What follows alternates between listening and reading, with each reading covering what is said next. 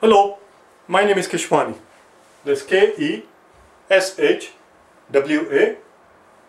Keshwani. We are here because we want to learn algebra. Today is our very first day, day number 1. If you watched my introduction already, and if you have not done so, watch the introduction first, which I'm going to label as day 0. In that introduction yesterday I told you what the game plan was. Over the next 50 days, these are the topics that I plan to cover. Day number 1 through 20, we're going to do evaluating algebraic expressions. Evaluating algebraic expressions. That's what these are. These are expressions. This guy here, a squared minus b, is called an expression. It is not an equation. It is not an equation.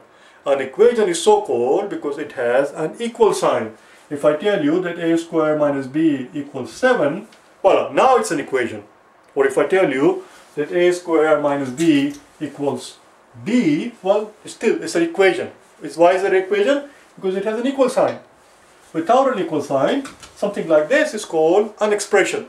No matter how many terms it has, whether it has one term or whether it has 50,000 terms, it is an expression without an equal sign. These are called terms. This has 2 terms. This guy has 2 terms. A times b is 1 term, and then plus c. This guy has 4 terms, A, B, C, and Q. There are 4 terms in this expressions. Some expression may just have 1 term. This guy only has 1 term. Q over A is counted as 1 term.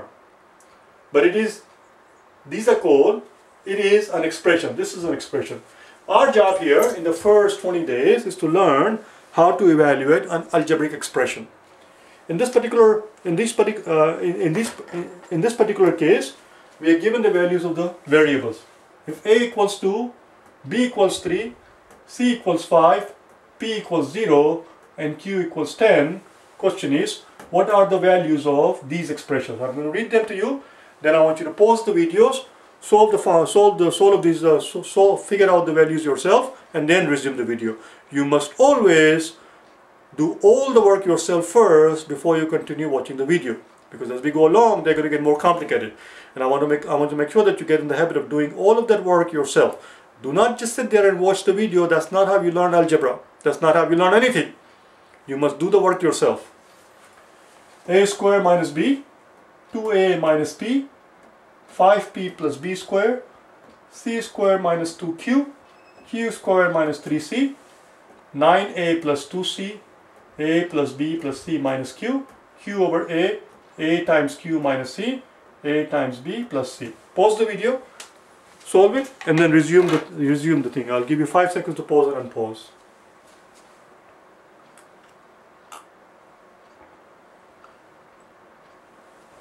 Alright. Now that you're done doing it, let's solve them together. Let's solve them together.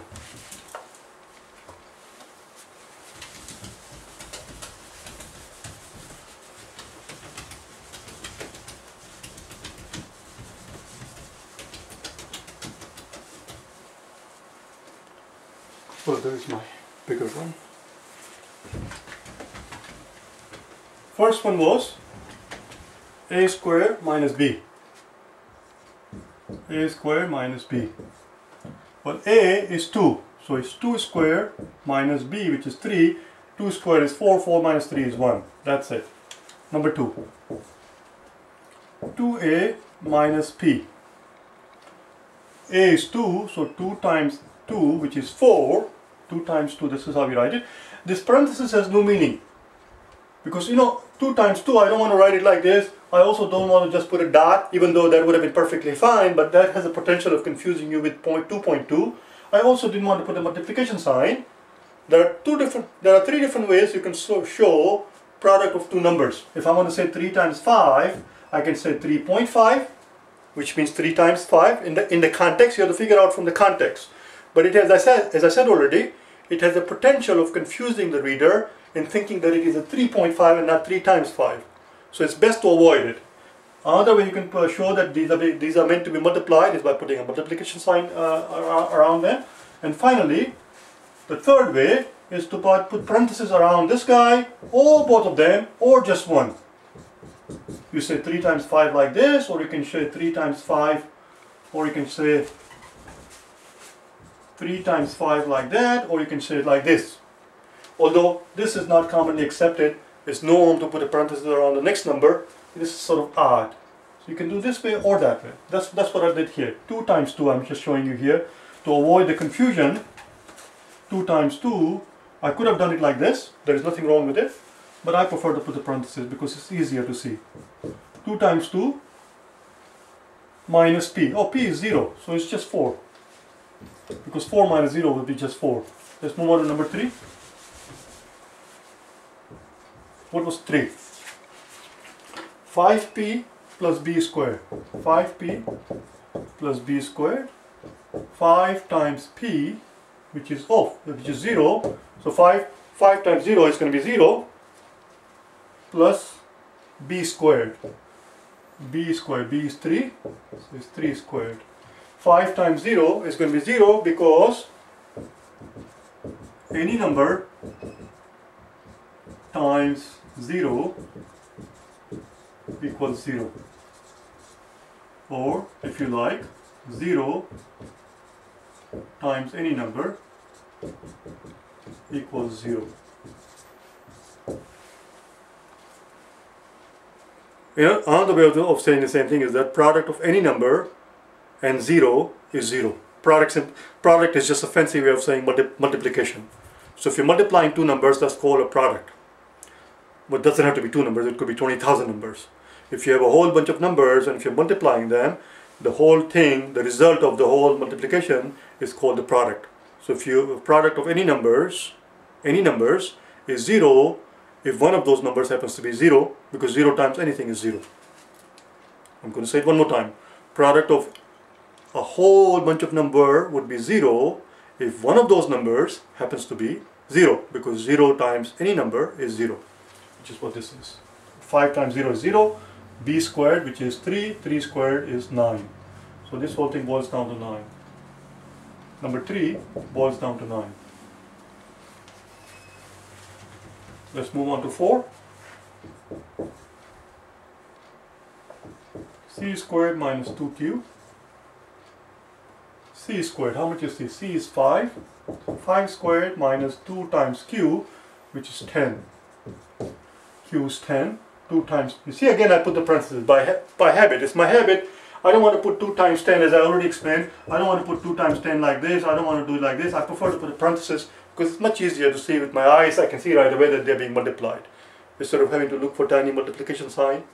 And of course the last thing I want to do is put a dot, even though that would have been perfectly acceptable form as long as you know that the reader is going to understand what you're talking about.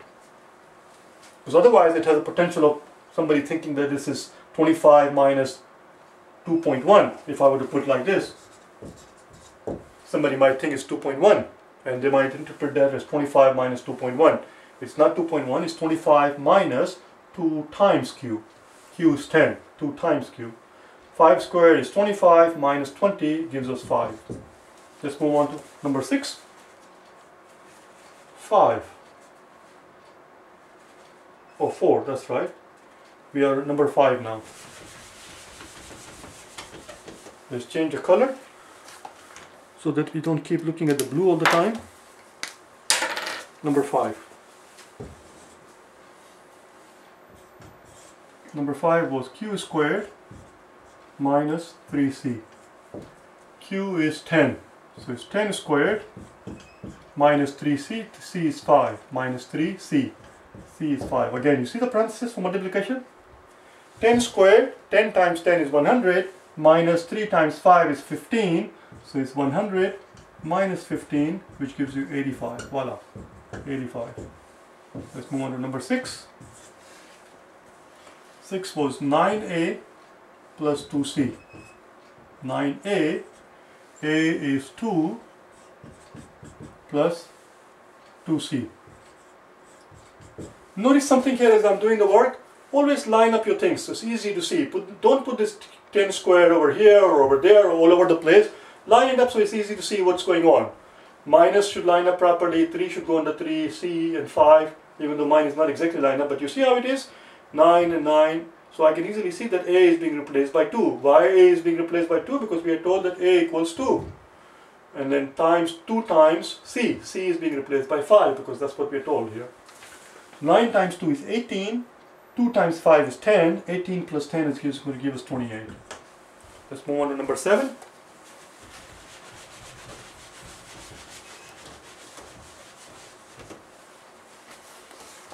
Number 7 we have a plus b plus c minus q. What would that give us?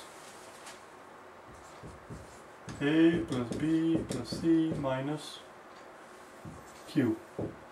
A is 2, b is 3, c is 5, q is 10. 3 plus 2, 2 plus 3 is 5, 5 plus 5 is 10, 10 minus 10 is 0. Very good, the whole thing is 0.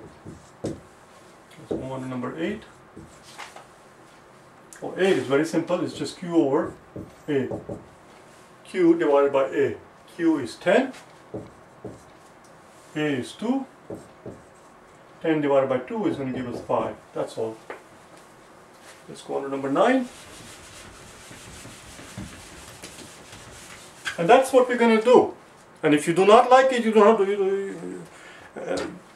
you know, it's your choice, you understand? But if you want to learn algebra, this is the way to go. You cannot simply say, well, this is too much work, this is too boring, this is for the nerds, I don't want to sit there, I don't have the patience to do this, what this guy is doing, let this guy do it because I have a life. Well, you may have a life, but if you want to learn algebra, you must, as I've told you many times already, I cannot emphasize this enough, you must have a solid foundation. Nothing is going to get built up nicely on top of it if you don't have the foundation. This is the foundation. This is what I'm going to do over the next 20 days. The only difference is that as we go higher and higher and higher, this is going to get far more complicated, which is where the payoff is going to come. Do you understand? Which is where your reward is going to come. But unless you learn the basics, you won't be able to handle more complicated expressions later on because you don't have the foundation. Do the work. We are at number 9. A times q minus c. A is 2. Q is 10, minus C is 5. 2 times 10 is 20, minus 5 is 15. Voila. And finally, our last problem for today, A times B plus C. A is 2, B is 3, plus C which is 5. 2 times 3 is 5. 2 times 3 is not 5. 2 times 3 is 6, I think. Plus 5 equals 11. That's it. Hopefully I did not make any mistake. Although there is, if I have not done it today, I'm letting you know that that is going to happen. I am going to make boo-boos now and then. I do not make mistakes, obviously. I make boo-boos. And that's going to happen now and then. And when that happens, just point it out to me. Send me an email or post a comment or let me know. And that's just the way it is, okay?